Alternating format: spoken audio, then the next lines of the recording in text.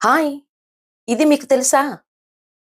మన తెలుగు ఇళ్లల్లో కొన్ని బంధాలు వినడానికే ఎంతో ముచ్చటగా ఉంటాయి. అలాంటి వాటిల్లో మొదటి వరుసలో నిలిచేది అత్తా, అల్లుళ్ళ బంధం. అల్లుడు గారు ఇంటికి వస్తున్నారు అంటే చాలు, ఆ ఇల్లంతా కొత్త వెలుగు, పండుగ సందడి వచ్చేస్తాయి. అసలు అల్లుడు గారు రాగానే అత్తగారు లేచి నిలబడటం, ఆయనకు ఇచ్చే ఆ రాజమర్యాదలు, ఆ ప్రాధాన్యత వెనుక కేవలం లోకరీతి మాత్రమే కాదు, ఒక లోతైన మానసిక, ఆధ్యాత్మిక కోణం కూడా దాగి ఉంది. పురాణాల సాక్ష్యం ప్రకారం చూసుకుంటే, మన పురాణాల్లో కూడా అత్తాల్లుల బంధానికి ఎంతో ప్రాధాన్యత ఉంది. ఫర్ ఎగ్జాంపుల్ శివుడు, మేనకాదేవి, అంటే పార్వతీదేవి తల్లి మేనకాదేవి. మేనకాదేవి మొదట శివుడు వింత రూపాన్ని చూసి కంగారు పడిందట. ఆ తర్వాత ఆయనలోని దైవత్వాన్ని, గొప్పతనాన్ని గ్రహించి అల్లుడిగా ఎంతో గౌరవించింది. ఇకపోతే శ్రీనివాసుడు, ధరణీదేవి. పద్మావతి అమ్మవారిని వివాహం చేసుకున్న ఆ వెంకటేశ్వర స్వామిని అత్తగారైన ధరణీదేవి సాక్షాత్తు పరమాత్ముడిగా భావించి సర్వ మర్యాదలు చేసింది.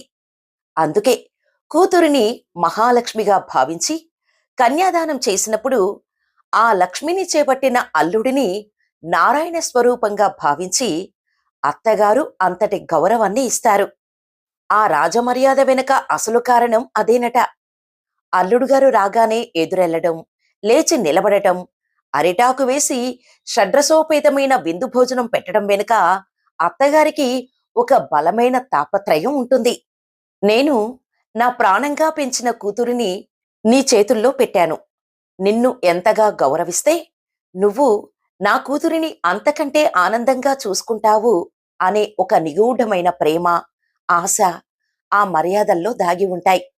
కూతురుని మహారాణిలా చూసుకుంటున్నందుకు అల్లుడిపై ఉండే కృతజ్ఞతా భావమే ఈ ఆచారాలు. పూర్వకాలంలో ఈ బంధంలో విపరీతమైన భయం, మొహమాటం ఉండేవి. కానీ నేటి ఆధునిక కాలంలో ఆ మొహమాటాలు తగ్గాయి. కానీ గౌరవం, మర్యాదలు మాత్రం తగ్గలేదు. ఇప్పుడు కేవలం మర్యాదలకు, గౌరవానికే పరిమితం కాకుండా అత్తా అల్లుళ్ళ బంధం ఒక తల్లి కొడుకుల బంధంలా, స్నేహితుల్లా మారుతోంది.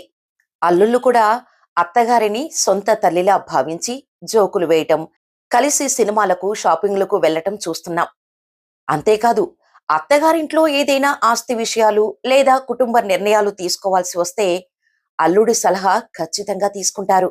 ఆయనకి అంతటి ప్రాధాన్యత ఇస్తారు. అన్నిటికంటే ముఖ్యంగా లోకం ఏం చెప్పినా, ఎన్ని ఆచారాలు ఉన్నా, నా అల్లుడు బంగారం, మా అల్లుడు బంగారం అని అత్తగారు గర్వంగా చెప్పుకోవటంలోనే ఆ బంధం తాలూకా అసలు అందం దాగి ఉంది. అత్తగారిని సొంత తల్లిలా భావించి ఆమె ఇచ్చే గౌరవానికి రెట్టింపు ప్రేమను తిరిగి ఇచ్చే అల్లుడు దొరకటం ఆ ఇంటి అదృష్టం. నా ఇంటి అదృష్టం కూడా.